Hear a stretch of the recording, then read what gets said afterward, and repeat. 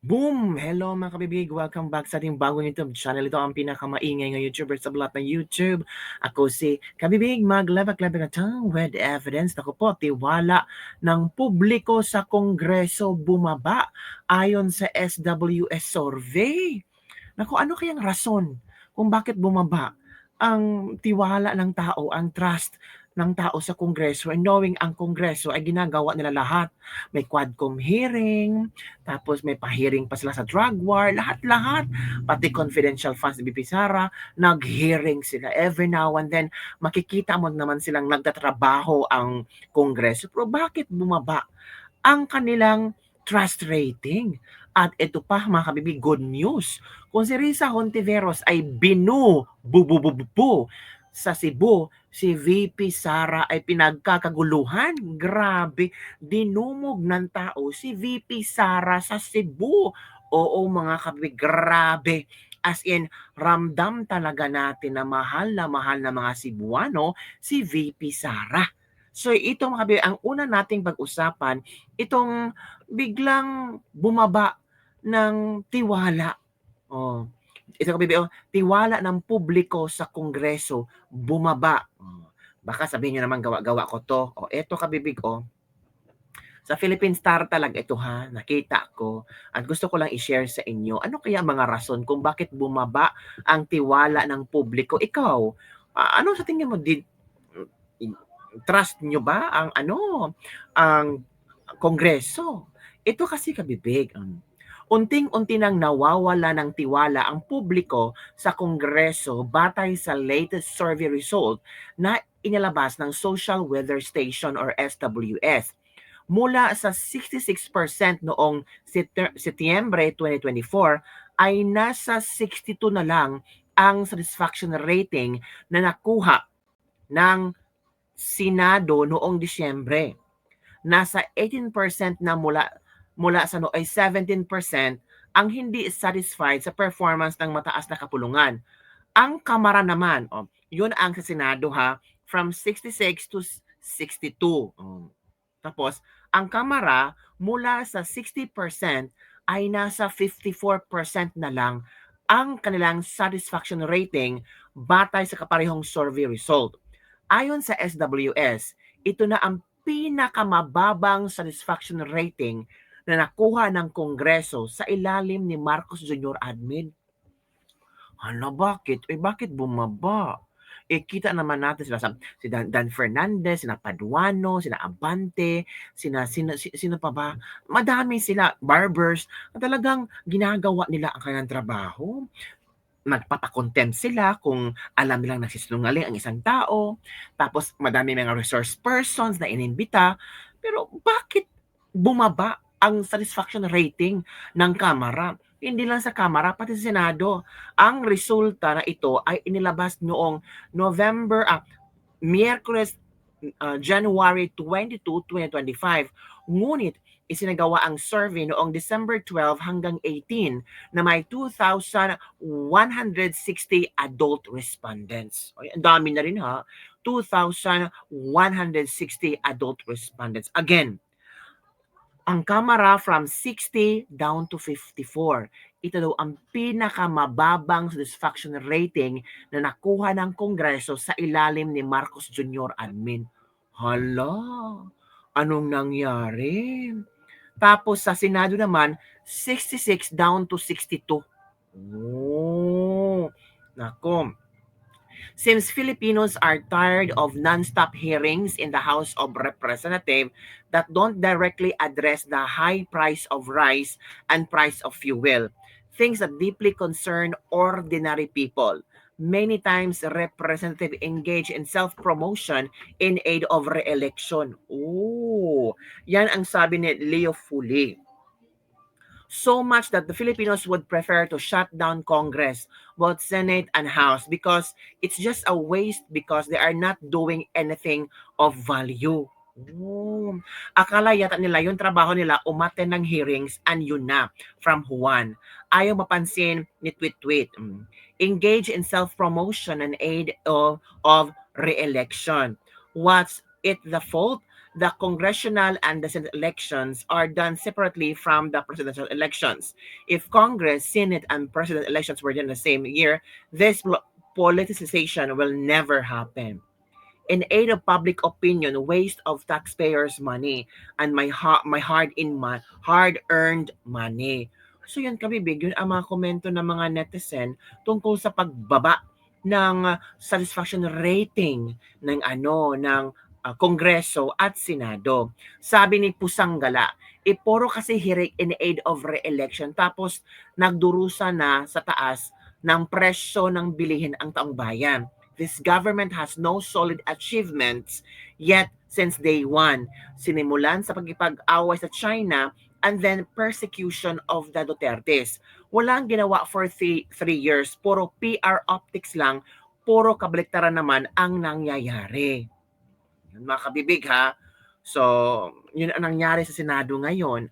Ang survey na bumaba talaga ang kanilang satisfaction rating. So, medyo na wala ng gana, wala ng tiwala ang publiko sa kung anong ginagawa ng mga senador at congressman ngayon. Lalo na ngayon itong BICAM report, di ba? So, mas lalong lalagapak ang kanilang satisfaction rating at trust rating. Paano nila muling tataasan or paano nila ano ang kanilang strategiya para tumaas na naman ang tiwala ng publiko sa kanila. Nako. Ito good news mga kabibig. Ito ang magandang news talaga. As in nawindang ang mga Cebuano sa pagdating ni VP Sara. Talagang pinagkaguluhan si VP Sara Cebu. Oo mga kabibig.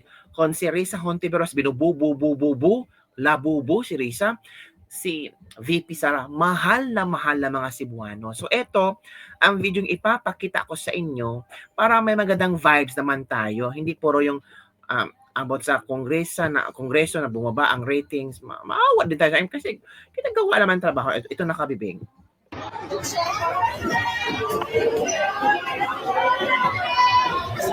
Yung si VP Sara dyan.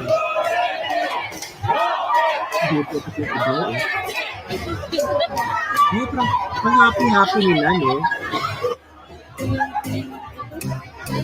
Yan. Yan. Yan si BP Sara. Nandyan si BP Sara, mga kabibig, oh. Diba? Yan si BP Sara, pinagkaguluhan. Oh, yan pala. Dumating si BP Sara sa Cebu. When Cebuanos love you, they'll show you. Actually, sabi nila, napaka-impolite naman ang mga Cebuano nung kay Risa Hontiveros. Ang mga Cebuano naman, kung alam nila na hindi nila gusto ang isang tao, talagang ipagsigawan talaga yun nila kabibig. Yan, pinagkaguluhan si BP Sara sa Cebu talaga. Yung mga tao, dinomog si BP Sara. Naku, grabe. Naku, ano kayang pakiramdam ng mga kontrabida ni VP Sara? Baka sabihin nila, bayaran yan. Yung mga taong yung bayaran, hindi naman mababayaran yung mga taong dudumog talaga ni VP Sara, di ba? Grabe, si VP Sara, napaka-happy niya. Sa ano daw to? Sa sinulog daw ito. I don't know kung before or after the sinulog kasi may ano naman sa Cebu after ng sinulog may hubo sa Santo Niño. Baka at that time pumunta si BP Sara. Pero hindi pa natin alam. Baka wait tayo ng mga information dyan. Ito pang other video na i-share ko sa inyong kabibig. Yung pagdating ni VP Sara. Ito pala. Ito. Wait po na kabibig. Share ko sa inyo. Yan. Pumunta talaga si VP Sara. Oo, mga kabibig. Yan. Ganda ni BP Sara. Kita, naku. Nandiyan siya sa Santo Niño Church in Cebu. Post sinulog to. Tingnan niyo. Pinagaguluhan si BP Sara. So after sinulog na to, pumunta siya para, ang tawag dito, hindi naman para makapunta talaga siya, punta sa church. Tingnan nyo. Baka sabihin nyo naman, edited to ha, AI to ha. Nandiyan si VP Sara sa Santo Niño Church, mga kabibig. Diba? Ganda ni VP Sara, pinagkaguluhan sa Cebu, hindi nabuo, kundi talagang minahal siya ng mga Cebuano. Nako. So, ano sa palagay yung kabibig? Ano ang iyong komento tungkol dito? Bakit iba kay VP Sara, minahal ang mga tao, pag si Risa Hontiveros binu? Anong diferensya sa dalawa? Eh, puro naman sila politician. Eh, puro naman may ginagawang mga programa, may mga ginagawang para sa taong bayan. Eh, bakit mas pabor ng mga Cebuano si VP Sara kumpara kay Risa Hontiveros? Ano kaya ang nakita ng mga Cebuano kay VP Sara na hindi nabu kumpara kay Risa Hontiveros na nabu talaga ng maraming tao during sa sinulog? Talagang nakakahiya that time. Pero confident pa rin si Risa, parang wala siyang pakialam no mga kabibig, no? Go pa rin siya ng go. So, yun lang po mga kabibig ang ating latest lebak-lebak for today. Nako, ano kaya ang gagawin ng Kongreso at Senado para bumalik ulit ang tiwala ng publiko sa kanila? Yun ha mga kabibig ha. So sa Senado from 66 to 62% satisfaction rating. So 66 yung noong September 2024, ngayong December bumaba ng 62. So 4% ang na bawas. Sa ano naman sa Kamara, 60% bumaba to 54. So ilan ba? 6% ang nawala sa kanilang satisfaction rating. Sabi pa ng SWS, ito ang pinakamababang satisfaction na nakuha ng Kamara. Hala ka. 'Di ba kabibig, no? So yun lang po mga kabibig ang ating latest lebak-lebak for the day. Ano ang iyong reaction tungkol dito? Tama lang ba itong result ng SWS survey? Ilan ba ang respondents kabibig? 2,160 adult respondents. Kailan to isinagawa? December 12 to 18. So 12, 13, 14, 15, 16, 17, 18, 7 days. At inilabas ang resulta January 22. So, ano pa, fresh na fresh pa ang resulta. Ano ang iyong komento tungkol dito? Don't forget to like, subscribe, share this video. Bye everyone! See you next time!